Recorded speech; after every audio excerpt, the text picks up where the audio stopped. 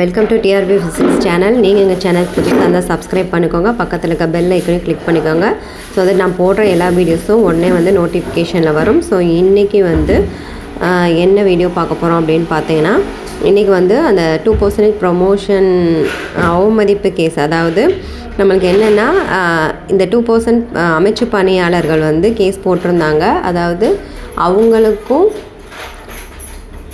Appointment பண்ணிட்டு தான் நம்ம இப்போ செலக்டட் கேண்டிடேட்ஸ்க்கு அப்பாயிண்ட் பண்ணணும் அப்படின்னு சொல்லி அவங்க கேஸ் போட்டு அந்த கேஸ் நடந்து ஸ்டே வாங்கியிருந்தாங்க. ஸோ அந்த ஸ்டேனால் பார்த்திங்கன்னா நம்ம பள்ளி கல்வித்துறை யாருக்குமே அதாவது யூஜிடிஆர்பி எக்ஸாம் எழுதி செலக்ட் ஆன டீச்சர்ஸ் யாருக்குமே எதுவுமே, அதாவது செலக்டட் லிஸ்ட்டு விட்டதோடு அது அப்படியே ஸ்டாப் ஆகி இருந்தது. அதுக்கப்புறம் கவுன்சிலிங் நடத்தலை, எதுவுமே நடத்தாமல் இருந்தாங்க. அதுக்கப்புறம் ஸ்டே கண்டினியூ ஆகிட்டே இருந்தது. இப்போ பார்த்திங்கன்னா அந்த ஸ்டேயில் ஆதி திராவிடர் வெல்ஃபேர் டிபார்ட்மெண்ட்டை செலக்ட் ஆன டீச்சர்ஸை கவுன்சிலிங் பண்ணி அவங்களுக்கு அப்பாயின்மெண்ட் பண்ணி அவங்களும் ஜாப் போயிட்டுருக்காங்க. இது எப்படி அவங்க போனாங்க, எப்படி ஸ்டே இருக்கிறப்போ அவங்க இந்த மாதிரி ஜாப் அப்பாயின்மெண்ட் பண்ணாங்க அப்படின்னு சொல்லி தான் பார்த்திங்கன்னா இந்த கேஸ் இன்றைக்கி வந்திருந்த கேஸு. நான் கூட சொல்லியிருந்தேன், ஸ்டே நம்மளுக்கு இன்றைக்கி வெக்கேட் ஆகும் இந்த கேஸ்லாம் நடந்தா அப்படின்னு மாதிரி சொல்லியிருந்தேன். ஸோ இது அந்த கேஸ் கிடையாது. இன்றைக்கி வந்திருந்தது பார்த்திங்கன்னா அவமதிப்பு வழக்கு தான் வந்திருந்தது.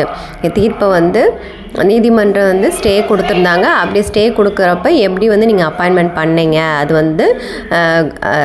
நீதிமன்றத்தை அவமதிக்கிற மாதிரியான செயல் இல்லையா, அதனால அதுக்காக தான் இன்றைக்கி கேஸ் போட்டிருந்தாங்க. அந்த கேஸ் தான் இன்றைக்கி வந்தது. ஸோ அதில் என்ன சொல்லியிருந்தாங்க அப்படின்னு பார்த்தோம்னா, அதுக்கு நம்ம கவர்மெண்ட் அதுக்கு முன்னாடி ஒரு ஜியோ கொடுத்துருக்கு. ஸோ இந்த ஸ்டே யாருக்கு ஃபேவரபுளாக இருக்குது அப்படின்னு பார்த்தோன்னா, பள்ளிக்கல்வித்துறையில் செலக்ட் ஆன டீச்சர்ஸ் தான் இருக்குது, மற்ற டிபார்ட்மெண்ட்டுக்கு இல்லை அப்படிங்கிற மாதிரி தான்.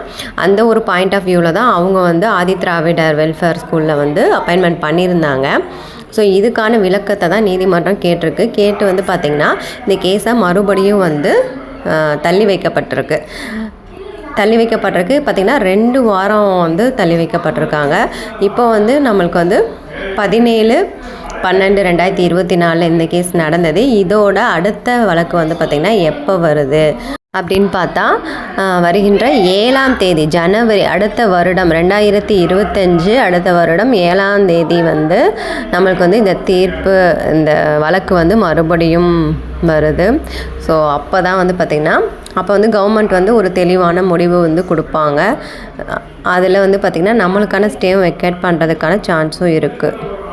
ஸோ அந்த நம்பிக்கையோடவே பார்த்திங்கன்னா இந்த 2 வார காலத்தை நம்ம கடந்து போவோம். இப்படி தான் பார்த்திங்கன்னா ஒவ்வொரு மாதமும் நம்மளுக்கு கடந்து போயிட்டுருக்கு. ஸோ இப்போ இதுலையாவது ஒரு நல்ல பதில் நம்ம பள்ளிக்கல்வித்துறையில் செலக்டான டீச்சர்ஸ்க்கும் கிடைக்கட்டும் அப்படிங்கிறது தான் என்னோட எண்ணம்.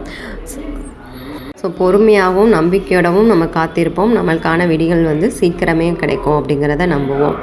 ஏன்னா நம்பிக்கை மட்டும்தான் நம்மளோட இப்போ நம்ம கையில் இருக்கிற ஒரே ஒரு ஆயுதம். ஸோ அதை மட்டும் யாரும் கைவிட்டுறாதீங்க. ஸோ நெக்ஸ்ட் வீட்டில் மீட் பண்ணலாம். தேங்க்ஸ் ஃபார் வாட்சிங்.